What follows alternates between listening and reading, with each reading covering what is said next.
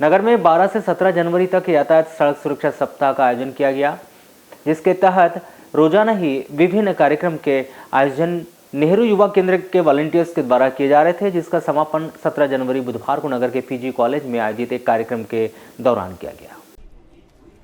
इसके उपरांत नेहरू युवा केंद्र के वॉलंटियर्स ने नगर के अंबेडकर चौक में एक नुक्कड़ नाटक का आयोजन कर 7 दिवसीय इस अभियान का समापन किया, जहां नुक्कड़ नाटक के माध्यम से वॉलंटियरों ने सड़क दुर्घटनाओं को रोकने, अपनी और लोगों की जान बचाने और यातायात नियमों का पालन करने आदि की समझाइश दी। तो वहीं यहां से गुजरने वाले वाहन चालकों को यातायात संबंधी जानकारी देते हुए सावधानीपूर्वक वाहन चलाने, हेलमेट और सीट बेल्ट का उपयोग करने, यातायात नियमों का पालन करने, सड़क दुर्घटनाओं को रोकने के प्रयास करने, सड़क दुर्घटनाओं होने पर बचाव कार्य करने और अपनी और दूसरे की जान बचाने सहित यातायात नियमों को लेकर अन्य जन जागरूकता संबंधित जानकारी भी दी। अभी सड़क सुरक्षा सप्ताह का उद्घाटन माननीय सांसद महोदय जी के द्वारा विगत 12 जनवरी को सरदार पटेल विश्वविद्यालय में किया गया था। यह आयोजन लगातार 12 जनवरी से लेकर 17 जनवरी तक चलाया गया, जिसमें जिला पुलिस प्रशासन और नेहरू युवा केंद्र और पीजी कॉलेज के एनएसएस यूनिट के बच्चे।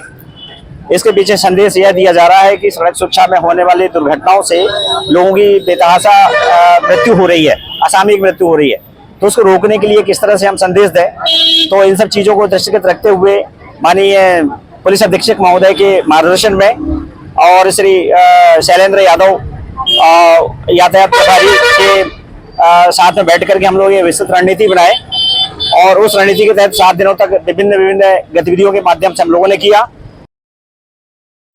प्रतिवर्ष के अनुसार इस वर्ष भी जिला तेली साहू समाज के द्वारा संत जगनाड़े महाराज की पुण्यतिथि श्रद्धा भाव के साथ मनाई गई। बुधवार 17 जनवरी को नगर के बस स्टैंड स्थित धर्मशाला में आयोजित हुए इस पुण्यतिथि कार्यक्रम के दौरान समाज संगठन के द्वारा विभिन्न कार्यक्रमों के भी आयोजन किया गया, जहां पुण्यतिथि के अवसर पर कार्यक्रम की शुरुआत संत जगनाड़े महाराज और संत शिरोमणि माता कर्मा के छायाचित्र पर माल्यार्पण कर विधि विधान के साथ पूजन अर्चन किया गया। तो वहीं सामाजिक बंधुओं ने उन्हें श्रद्धांजलि अर्पित कर कार्यक्रम की शुरुआत की। इस दौरान समाज की महिलाओं के द्वारा हल्दी कुमकुम का कार्यक्रम आयोजित किया गया। तो वहीं समाज संगठन के द्वारा बोर्ड परीक्षाओं में उत्कृष्ट प्रदर्शन कर सर्वाधिक अंक लाने वाले प्रतिभावान स्कूली बच्चों को स्मृति चिन्ह व प्रशस्ति पत्र आदि का वितरण भी किया गया। वहीं सामाजिक बंधुओं ने नवीन वर्ष में आयोजित होने वाले विभिन्न कार्यक्रमों पर चर्चा कर सभी कार्यक्रमों के भव्य आयोजन को लेकर रूपरेखा भी बनाई।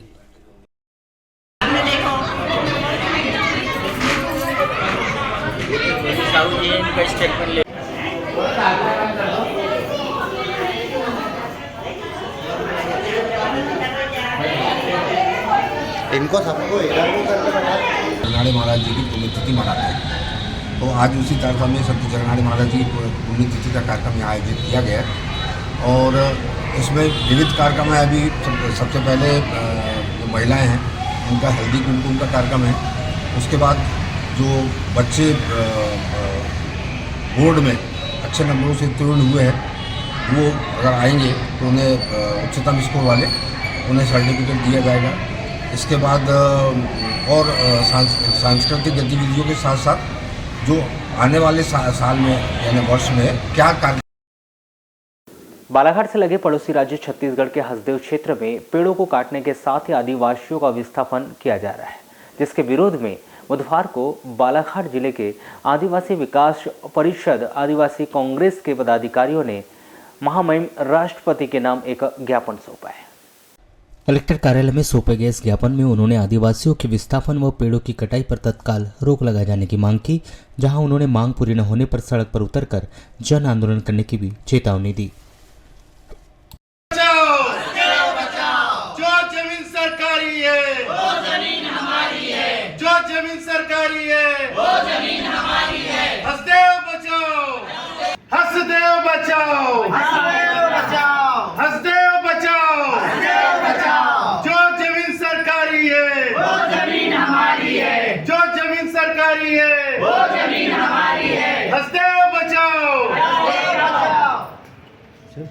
छत्तीसगढ़ का जो हसदेव क्षेत्र है वहाँ पे आदिवासियों के जो विस्थापन किया जा रहा है, पेड़ों की कटाई की जा रही है, आदिवासियों के नाम पर जो यानी अभ्यारण्य के नाम पर, फैक्ट्रियों के नाम पर पे जो जंगल की कटाई हो रही है, तो हम चाहते हैं कि यानी वो कटाई को रोका जाए, क्योंकि सिर्फ आदिवासी ही सांस नहीं लेते, बाकी सभी लोग सांस लेते हैं। और हसदेव अभ्यारण्य जो है वो सभी जीव जंतुओं का रहवास है, तो इंसानों को अपनी ही फिक्र नहीं करनी चाहिए, उन तमाम जीव जंतु और जानवरों की भी चिंता होनी चाहिए जो इस प्रकृति से जुड़े हुए और प्रकृति का बैलेंस बना करके रखें। ये बहुत मायने रखता है। यानी इंसान सिर्फ अपने स्वार्थ के लिए पेड़ों की कटाई ना करे, विकास के नाम पर पेड़ों की कटाई करना कहाँ तक सही है। ग्राम पंचायत जागपुर में अयोध्या से आए हुए अक्षत कलश की भव्य शोभा यात्रा निकाली गई, जिसमें सर्व समाज के लोग उपस्थित रहे। शोभा यात्रा के दौरान पूरा गांव श्री राम के जयकारों से गूंज उठा। यह शोभा यात्रा श्री राम मंदिर से प्रारंभ होकर पूरे ग्राम का भ्रमण करते हुए पुनः श्री राम मंदिर पहुंची और विधि विधान के साथ कलश की स्थापना श्री राम मंदिर में की गई। शोभा यात्रा के दौरान ग्रामीण जनों में अति हर्ष का माहौल भी था। सभी ग्रामीणों के द्वारा अक्षत कलश की पूजा पाठ विधि विधान से की गई और सबने सर्वजन सुख संपत्ति की कामना के पश्चात 20 जनवरी को श्री राम मंदिर में रामायण व विशाल भंडारे का कार्यक्रम भी रखा गया।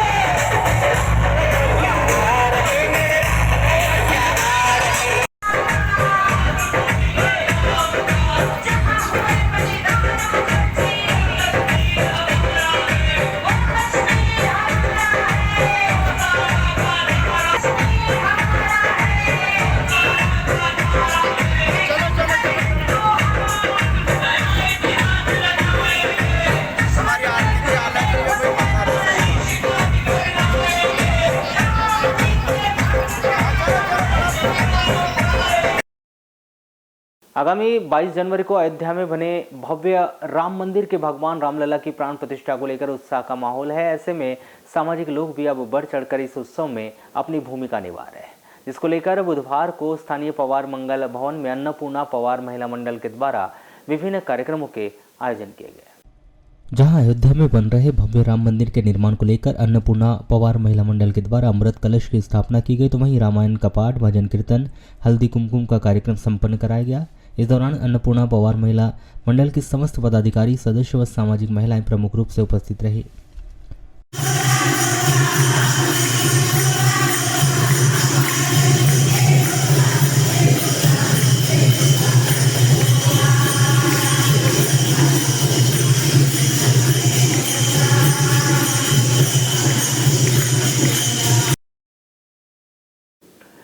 लालबरा नगर मुख्यालय से लगभग 12 किलोमीटर दूर ग्राम पंचायत धारावासी के अंतर्गत आने वाले ग्राम मानूटोला निवासी 62 वर्षीय मिट्ठू निरपाचे बाघ के हमले से घायल हो गया, जिसका लालबरा के सामुदायिक स्वास्थ्य केंद्र में प्राथमिक उपचार कर गंभीर स्थिति को देखते हुए बेहतर उपचार के लिए जिला चिकित्सालय रेफर किया गया। प्राप्त जानकारी के अनुसार मानूटोला धारावासी निवासी 62 वर्षीय मिट्ठू निरपाचे बुधवार की दोपहर 2 बजे अपने खेत की ओर मवेशी चराने के लिए ग्राम के अन्य व्यक्तियों के साथ गया था। इस दौरान बाघ ने उन पर हमला कर दिया, जिससे वह घायल हो गया और बचाव करके वह चिल्लाने भी लगा था। इसके बाद समीप में मवेशी चरा रहे अन्य लोग वहां पहुंचे, जिन्हें देखकर बाघ भाग गया, नहीं तो वह मिट्ठू का शिकार कर देता, जिसके बाद उसकी जान भी जा सकती थी। जिसके बाद घटना की जानकारी वन विभाग व ग्रामीणों को दी गई और घायल को तत्काल एम्बुलेंस की मदद से लालबरा के अस्पताल लाकर भर्ती कराया गया, जहाँ चिकित्सकों के द्वारा प्राथमिक उपचार कर जिला चिकित्सालय रेफर कर दिया गया है।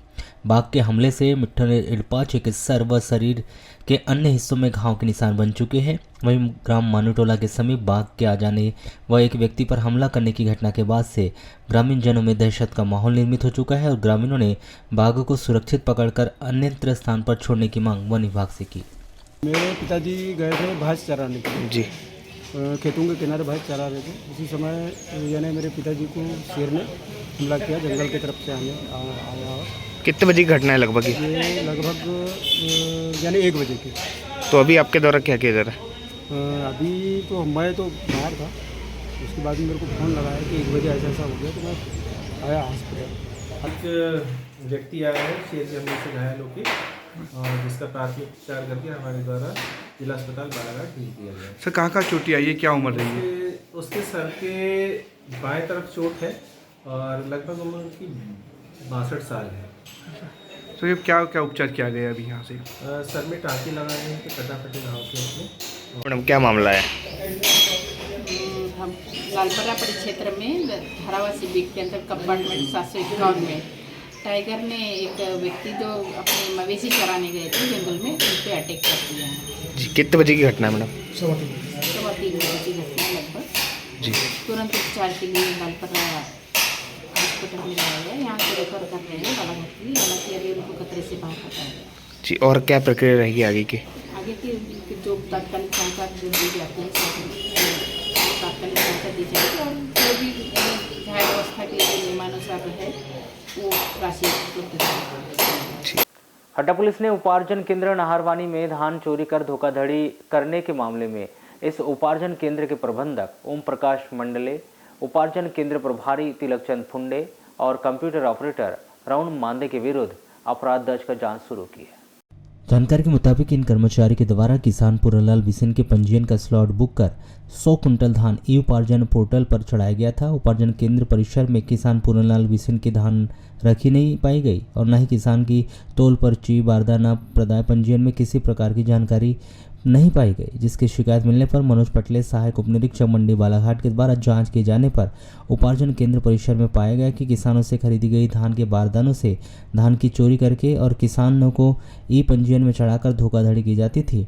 धान की खरीदी के संपूर्ण कार्य उपार्जन केंद्र के प्रबंधक ओम प्रकाश मंडले, केंद्र प्रभारी तिलकचंद फुंडे और कंप्यूटर ऑपरेटर राउंड मांद्रे के द्वारा किए जाते थे, जिन्होंने किसानों के बोरों से करीब 100 क्विंटल धान चोरी करके किसान पूरनलाल बिसेन के पंजीयन का स्लॉट बुक कर 100 कुंटल धान के उपार्जन पोर्टल पर चढ़ा दी गई थी। इस प्रकार उन्होंने करीब 2,83,000 रुपये की धोखाधड़ी की। सहायक मंडी उप निरीक्षक मनोज पटले के द्वारा की गई शिकायत पर हट्टा पुलिस ने उपार्जन केंद्र नाहरवानी के प्रबंधक ओम प्रकाश मंडले, केंद्र प्रभारी तिलकचंद फुंडे और कंप्यूटर ऑपरेटर राउंड मांद्रे के विरुद्ध धारा 420, 466, 477 व 468 के तहत अपराध दर्ज कर जाँच शुरू की है। नगर के मुल्ला स्टेडियम में 10 दिसंबर से आयोजित Madhya Pradesh premiere football league प्रतियोगिता का खिताब लेक सिटी भोपाल के नाम रहा, जहां 17 जनवरी बुधवार को खेले गए प्रतियोगिता के फाइनल मैच में भोपाल ने बालाघाट को 5-4 से हराकर फाइनल मैच अपने नाम कर लिया। नगर के मुल्ला स्टेडियम मैदान में आयोजित प्रतियोगिता का फाइनल मैच बुधवार को दोपहर 2:30 बजे से the diamond rock academy Balaghat बनाम लेक सिटी भोपाल के मध्य खेला गया। यह मैच काफ़ी रोमांचक रहा, जहां दोनों ही टीम पहले राउंड में 45 मिनट के खेल में एक दूसरे के खिलाफ एक गोल भी दाग नहीं पाए। जहां दोनों टीमों के बीच कांटे की टक्कर को देखने तो मिले, तो वहीं प्रतियोगिता के दूसरे 45 मिनट के राउंड में दोनों ही टीमों के खिलाड़ियों ने अपने पैरों का जादू दिखाते हुए किसी भी खिलाड़ी को गोल डालने का मौका ही नहीं दिया। जहां निर्धारित समय तक दोनों ही टीम कोई गोल नहीं दाग पाई, जिसके चलते मैच के हार जीत का मुकाबला पेनाल्टी शूटआउट से किया गया, जिसमें लेक सिटी भोपाल 5-4 से विजयी होकर इस टूर्नामेंट की विजेता होने का उन्होंने गौरव प्राप्त किया। जहां अतिथियों के द्वारा विजेता व उप विजेता टीम को ट्रॉफी प्रदान कर विभिन्न पुरस्कारों के वितरण भी किए गए। प्रतिवर्ष की तरह इस वर्ष भी क्षत्रिय मराठा कलार समाज महिला समिति के द्वारा भव्य कलार महिला महासम्मेलन व हल्दी कुमकुम कार्यक्रम आयोजित किया गया। नववर्ष मिलन समारोह के तहत 17 जनवरी बुधवार को आजाद चौक पूज्य सिंधी पंचायत भवन में आयोजित इस कार्यक्रम में ज्यादातर महिलाएं एक रंग के विशेष परिधान में नजर आई। नववर्ष मिलन समारोह के तहत 17 जनवरी को आजाद चौक पूज्य सिंधी पंचायत भवन में आयोजित इस कार्यक्रम में ज्यादातर महिलाएं एक रंग के विशेष परिधान में नजर आई। कार्यक्रम में कलार समाज की सभी राष्ट्रीय कलार समाज महिला नेत्रियों और समाज के गणमान्य महिला सज्जनों ने उपस्थित होकर कार्यक्रम को भव्यता प्रदान की। जहां कार्यक्रम का शुभारंभ कलार समाज के इष्टदेव भगवान सहस्त्रबाहु अर्जुन का पूजन अर्चन कर किया गया, जिसके उपरांत मुख्य अतिथि का स्वागत सम्मान कर उन्हें शाल व स्मृति चिन्ह भेंट कर कार्यक्रम को आगे बढ़ाया गया। इस अवसर पर समाज की प्रतिभाशाली व्यक्तित्व व वयोवृद्ध महिलाओं का सम्मान कर सभी सौभाग्यवती महिलाओं को हल्दी कुमकुम का तिलक लगाकर वाहन का वितरण किया गया। तो सभी महिला सशक्तिकरण कार्य को करने वाली प्रमुख संस्था व गणमान्य नागरिक महिलाओं का सम्मान कर आमंत्रित अतिथि महिला शक्तियों के लिए विशेष भाग्य लक्ष्मी पुरस्कार देकर सभी उपस्थित महिला शक्तियों ने सामूहिक रूप से भोजन भी किया, जिसके उपरांत देर शाम कार्यक्रम का समापन किया। जन कल्याणकारी योजनाओं को जन जन तक पहुंचाने के लिए केंद्र सरकार के द्वारा विकसित भारत संकल्प यात्रा निकाली गई और यहां देश सहित पूरे प्रदेश और जिले में इन दिनों पहुंच भी रही है, जिसमें बालाघाट शहर में 17 जनवरी को नगर पालिका के प्रांगण में विकसित भारत संकल्प यात्रा के तहत शिविर आयोजित किया गया। जिसमें केंद्र सरकार से संचालित होने वाली योजनाओं का संबंधित विभाग के द्वारा स्टॉल भी लगाए गए व निःशुल्क दवाओं सहित जानकारी भी वार्डवासियों को प्रदान की गई। शिविर के माध्यम से नगरपालिका अध्यक्ष ने नगरपालिका के कर्मचारी को 2 टूक बात भी कही कि यदि कोई भी वार्डवासी व हितग्राहियों को जानकारी न देकर उन्हें घुमाता या परेशान करता है या जानकारी नहीं देता है और यह शिकायत उनके पास आती है तो वह कभी इसे बर्दाश्त भी नहीं करेगी। आपको यह भी बता दें कि 17 दिसंबर से प्रारंभ की गई यात्रा जिले के 10 जनपदों में लगातार दिन प्रतिदिन 2-2 ग्राम पंचायतों में यात्रा पहुंच रही है, जिसमें विकसित भारत संकल्प यात्रा 17 जनवरी को नगर पालिका प्रांगण में इसका शिविर लगाया गया, जहां पात्र हितग्राहियों को जनप्रतिनिधियों ने चेक वितरित किए। तो वहीं केंद्र सरकार की जन कल्याणकारी योजनाओं को वार्डवासियों को बताया गया और किस प्रकार से इन योजनाओं का लाभ सभी वार्डवासी ले सकते हैं, उसकी जानकारी भी इस शिविर के माध्यम से वार्डवासियों को दी गई। भारत विकास संकल्प यात्रा उन कार्यों को आम जनता तक पहुंचाने के लिए एक मील का पत्थर साबित हो रही है। इस समारोह में हम समग्र रूप से बालाघाट नगर पालिका परिषद में आज हमारे 33 वार्डों में और वार्डों में निवासरत हमारे समस्त वे हितग्राही जो केंद्र और राज्य सरकार की योजनाओं से लाभान्वित हो रहे हैं और जो लोग छूट गए हैं उनको कैसे लाभ दिया जाए, 100% लोगों को, पात्र हितग्राहियों को हम कैसे सम्मिलित करें, इस विषय को लेकर के हमारा एक दिवसीय शिविर है जिसका नाम है विकसित भारत संकल्प यात्रा। हितग्राहियों से बोलना चाहूंगी कि हमें सबसे पहले एक काम करना है कि हम जिस भी वार्ड में रहते हैं हमें उस वार्ड की आंगनबाड़ी कार्यकर्ता सहायिका का नंबर हमारे पास होना चाहिए, क्योंकि कई बार क्या होता है योजनाएं आती हैं कब आके कब चली जाती है हमें पता ही नहीं होता, क्योंकि गलती हमसे ही होती है। हमें निरंतर संपर्क बना के रखना है उस क्षेत्र की आंगनबाड़ी कार्यकर्ता सहायिका से, और नगर पालिका से संबंधित कोई भी काम है तो नगर पालिका का जो हेल्प डेस्क नंबर है वो आपके पास होना चाहिए। नगर पालिका सुपरवाइजर जो आपको जिस वार्ड में आप रहते हैं वहाँ का जो मोहरीर है और पार्षद है, इनसे आप हमेशा संपर्क में रहें तो आपको अपनी छोटी छोटी परेशानियों के लिए यहाँ तक आने की जरूरत नहीं पड़ेगी। उनके माध्यम से आपकी परेशानियों का समाधान निकल सकता है। इतना मुझे आप सभी से कहना था। योजनाओं की जानकारी जो अभी विस्तृत में दी गई, इतनी योजनाएं चलाई जा रही हैं जिनका अगर विस्तार से यहाँ वर्णन किया जाए तो आधा दिन निकल जाएगा, लेकिन जो भी मूलभूत आवश्यकताओं से संबंधित हमारी योजनाएं हैं जिनका लाभ आप सभी ले रहे हैं और जिनका लाभ आपको मिल चुका है, उनके लिए बहुत सारी शुभकामनाएं। जिन भी योजनाओं के लिए आप पात्रता रखते हैं निरंतर संपर्क बनाए रखें। सिख समुदाय के द्वारा सिखों के 10वें गुरु श्री गुरु गोविंद सिंह का 357वां प्रकाश पर्व बुधवार को हर्षोल्लास के साथ मनाया गया, जहां नगर के गुरुद्वारे में सुबह से लेकर देर रात तक विभिन्न कार्यक्रमों के आयोजन किए गए। आपको बताया कि महान योद्धा, कवि और आध्यात्मक गुरु गोविंद सिंह जी सिखों के 10वें गुरु थे। गुरु गोविंद सिंह जी के जन्मोत्सव को सिख धर्म के लोग धूमधाम से मनाते हैं। प्रतिवर्ष के अनुसार इस वर्ष भी श्री गुरु गोविंद सिंह जी महाराज के 357वां प्रकाश पर्व 17 जनवरी को हर्षोल्लास के साथ मनाया गया। नगर के स्थानीय गुरुद्वारे में श्री गुरु गोविंद सिंह के 357वें प्रकाश पर्व पर बुधवार को 17 जनवरी को सुबह से लेकर देर रात तक विभिन्न कार्यक्रम का आयोजन किए गए, जहां प्रकाश पर्व पर बुधवार की प्रातः अखंड पाठ साहिब की संपूर्णताई व दूसरा दीवान प्रातः 10 से 11 बजे तक भाई रविंद्र सिंह तथा 11 से 1 बजे तक भाई जसवीर सिंह शेखुपुरी लुधियाना वाले समस्त साध संगत को सरबत कीर्तन के द्वारा निहाल किया गया। तो वहीं अरदास के उपरांत लंगर की सेवा खंडूजा परिवार की तरफ से की गई, जिसके बाद रात 7 से 11:30 बजे तक विशेष दीवान के भाई रविंद्र सिंह और भाई जसबीर सिंह लुधियाना के द्वारा कीर्तन किया गया। वहीं विभिन्न कार्यक्रमों के आयोजन के साथ प्रकाश पर्व का देर रात किया गया। शब्द कीर्तन गुरुमद विचार छे पौड़ी आनंद साहित्य दे शब्द कीर्तन बानी पढ़ दिया सेवा सिमरन कर दिया वे अंध गुलाम ज्ञान जी बख्शना। शराब के नशे में धुत एक व्यक्ति ने अपनी पत्नी और बच्चों से मारपीट करने के बाद ससुराल जाकर फांसी लगाकर आत्महत्या कर ली। यह घटना भरवेली थाना क्षेत्र के अंतर्गत आने वाले ग्राम बघोली में हुई।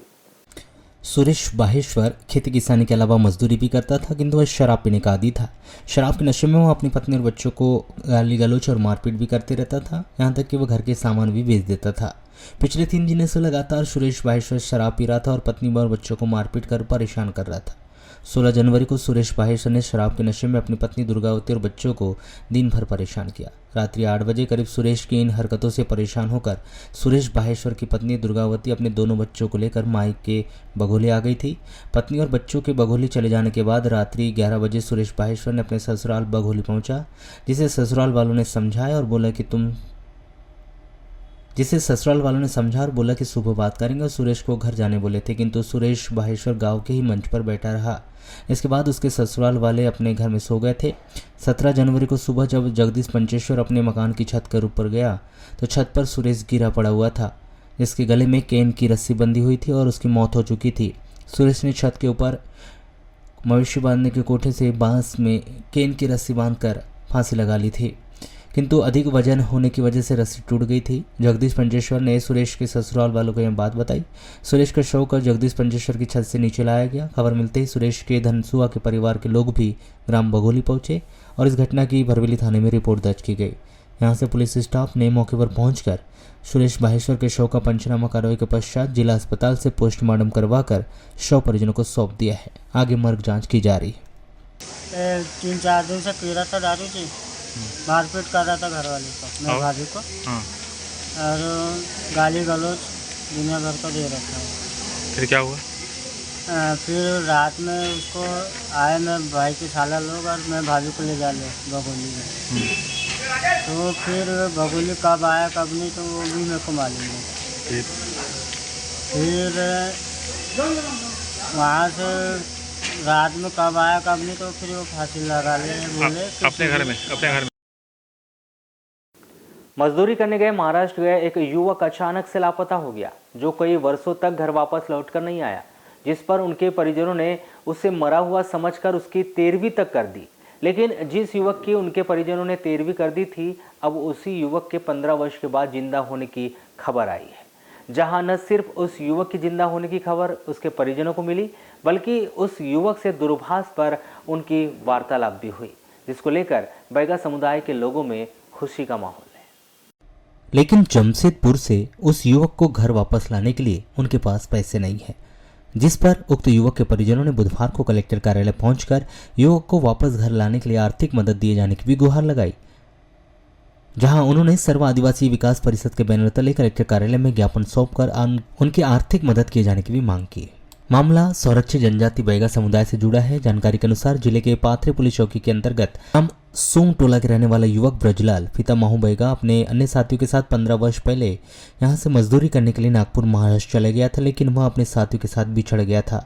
जब वह कई वर्षों तक वापस घर नहीं लौटा तो उनके परिजनों ने उसे मृत समझकर उसकी 13वीं भी कर दी थी और वे उसे भूल भी गए थे। लेकिन 15 वर्ष लापता हुए उसी युवक के अब जमशेदपुर में होने की खबर उनके परिजनों को मिली, लेकिन उसे वापस लाने के लिए उनके पास पैसे नहीं है, जिसको लेकर वे आर्थिक मदद की गुहार लगा रहे हैं।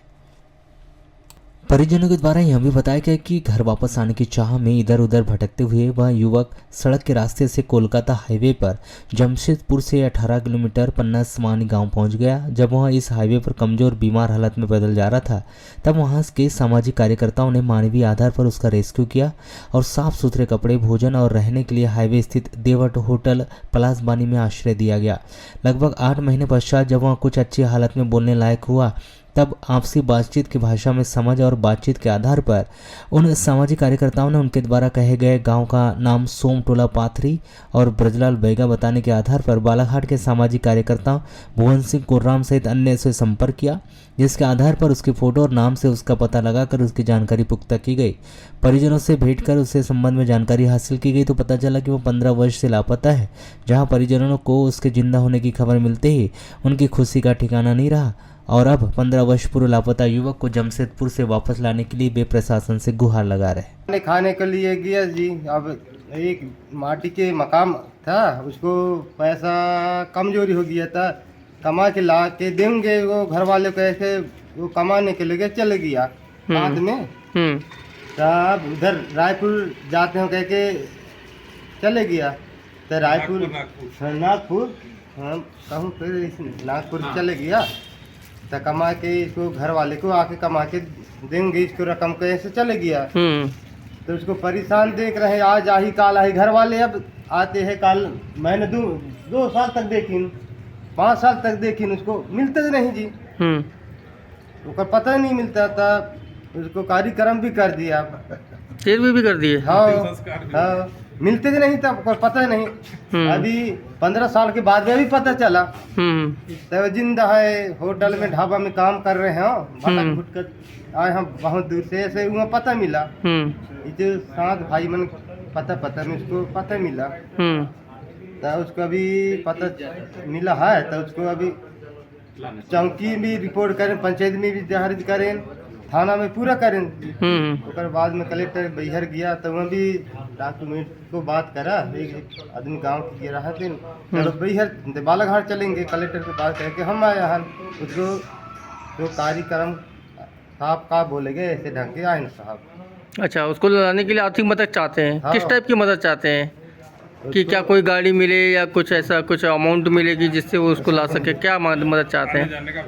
अब आने जाने के भाई के साहब उसको जाएंगे तब लाएंगे, नहीं तो फिर हम कहाँ से भी ला सकेंगे उतना दूर से।